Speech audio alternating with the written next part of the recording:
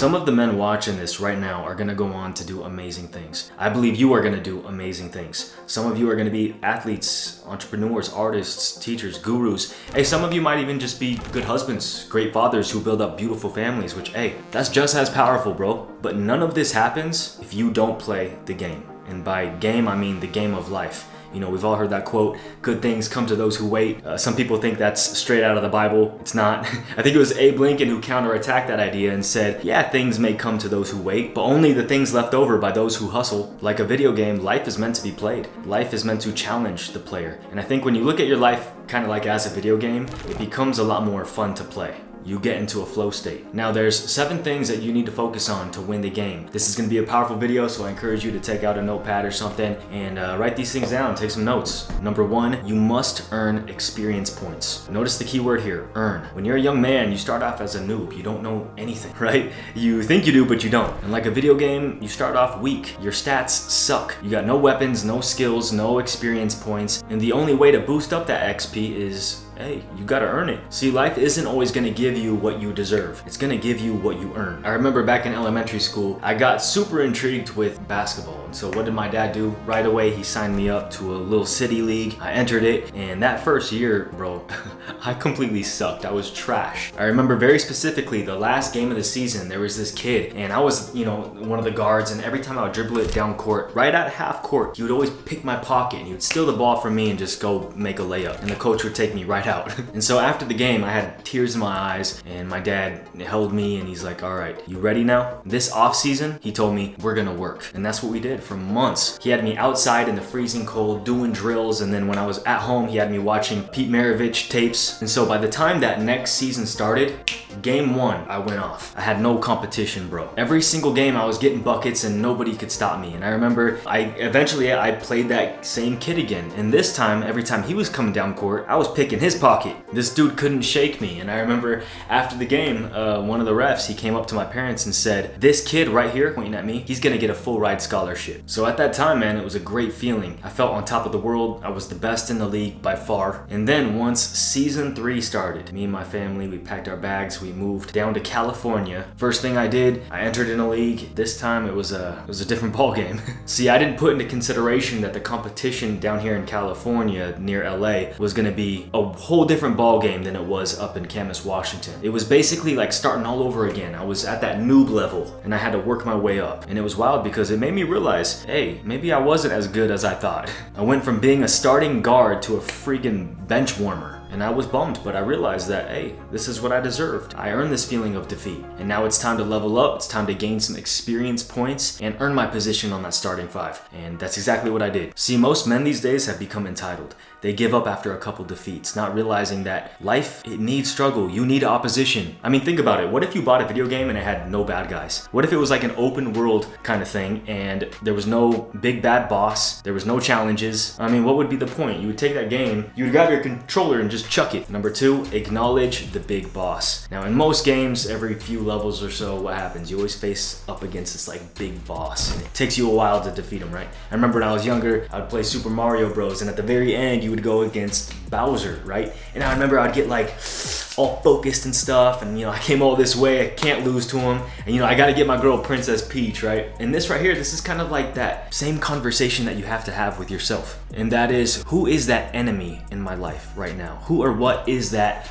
big boss? And I'm not even necessarily talking about a person. I'm talking about the struggle that you're currently up against. What's the thing that's got you pinned to the ground that's keeping you from getting back up? Maybe it's self-toxicity. Maybe it's self-doubt. You know, you have a hard time speaking positively about yourself. Maybe it's laziness, procrastination. Maybe it's a PMO addiction, anxiety. So check this out. This is a dope analogy. In Judges 1:4, it says, when Judah attacked, God gave him the victory over 10,000 men. And after Judah and his army got that victory, in the next verse it says, they then found the king, Adonai-Bezek. And what did they do to him? They cut off his thumbs, bro. Why? Because this is the type of stuff that they did to their enemies back then. And I mean, how effective would a man be out in battle after that, after he lost his thumbs? I mean, he'd be pretty useless at that point, right? And so how does this correlate to video games? I'm glad you asked. If your thumbs get literally chopped off, how are you gonna continue playing that game? You can't, right? Your character is gonna be just standing there, like basically paralyzed. You can't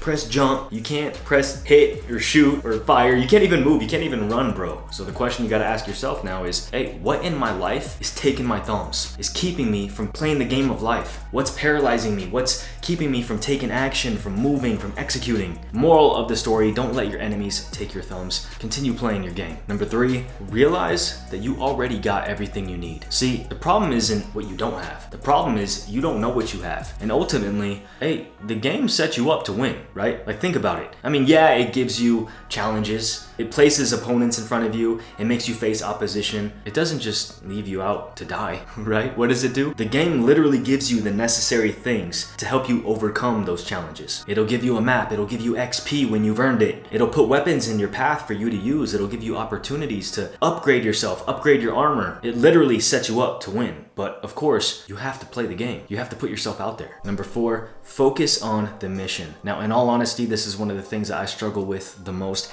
I find myself constantly being sidetracked by things that are, I'll make things that are unimportant, important, totally just ruining my productivity, slowing down my workflow. I'll go through 100 different positive comments and then start a fighting match with the one negative one. I'll be working on a very important project, but then I'll get sidetracked by some measly little stupid, unimportant task. For instance, the other day I caught myself. I was working on my program, the new one I'm about to release, and 20 minutes goes by and I realize I'm not even working on my program anymore. Instead, I'm working on the website that's gonna host the program, and I'm like working on the banner. I'm uploading like different profile pics, seeing which one looks better. I'm trying to like match it with the aesthetic, and I'm adjusting all the colors and stuff like that. And so I start immersing myself into all these like side quests that aren't actually gonna grow my business. What is gonna grow my business is actually getting the program out to you guys. But instead, I'm doing all these other little miscellaneous things that make me feel like I'm being productive, but in actuality, I'm not. And so this is the thing that I've been trying to turn around in my own life. Obviously, I haven't been doing such a great job at it. I've been exhausting my brain on things that aren't necessarily top priority in that moment. And so my goal from here on out is to be more effective in less amount of time, and I can't be doing that obviously by working on side quests. So with that said, what I'm trying to say here is, if you want to win the game a lot more quicker, you can't be sitting here spending countless hours customizing your character, giving him a sweet beard and a cool set of boots, and just making him look so sick. You gotta strictly focus on the campaign. That's how you win, and that's how you do it a lot more efficiently. Number 5, you have to win. It's that simple, bro. Like, the more you win, the more you want to win. You get that fire in the belly that just keeps you going. It fans the flame. That's why winning is absolutely vital. Like, you have to win, bro. You hear people all the time saying, it's not all about winning all the time. As long as you're just putting in the effort, said the loser.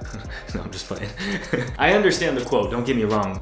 Sometimes losing can teach us more than winning ever could, but a man's gotta get some W's under his belt too, Like, God wants you to win. I want you to win. That's why I make this content for you. And that right there, that is the secret sauce to winning. Being useful, winning souls. You become a leader in your niche by serving, by offering an abundance of value. Number 6, pause. Now, hey, look, I'm all about gaining experience points. I'm all about staying on your mission, staying on that campaign, and not doing any side quests, right? Just staying focused, doing what you gotta do, pushing through. But hey, if you keep not winning, if you keep going up against that big boss and he keeps defeating you, sometimes you gotta hit that pause button. Sometimes you just need to take a break, take a breather, hit reset. I myself hit a breaking point a few weeks ago. For months, I had been overworking myself to the point where I was just becoming exhausted, and I actually started getting these bad stomach pains for about 2 weeks. And so what did I do? I went on vacation, took a break. I pressed pause on my life, and then what happened? I came back and I was refreshed. I felt rejuvenated, and I came back even stronger. So pause is power. I think that's Powerade's little motto that they have on their commercials. Taking a break from the game, calling a little timeout, and recovering, reflecting, taking a breather, having a moment to just relax, have a laugh. Sometimes that pause can be the most powerful thing that you need. And the last one, number 7, patience. Now again, this is something that I kind of struggle with myself, and I'm sure a lot of you guys deal with this too. It's like, we want success and we want it now, right? And sometimes when I don't hit a particular goal in the time frame that I expected to, I get frustrated. And I know they say life is short, but we gotta realize that, hey, life isn't short, bro. Like, a majority of us, we get a good 80 years here on this planet. And so we gotta keep our head in it. We gotta keep our head in the game. And the best way to develop patience, from my own experience, what I've learned is reflection. See what the Lord has done. Psalm 46:8. We got to be grateful in the times of struggle. That's how we keep our head in the game. That's how we defeat our enemy, and ultimately how we complete the game of life. So that's all I have for you guys today. By the way, the Wake Up O Sleeper Challenge is about to start here very, very soon. It's going to be really fun. We're all going to do it together. So if you want to join us on this, be sure to click the link that I have for you down below and check that out. If you enjoyed today's video, please be sure to give it a nice big thumbs up. Hit the notifications button to be informed when I drop a new one. And check out this video right here. It's a powerful one. You won't want to miss it. And I'll catch you on the next one. Peace always.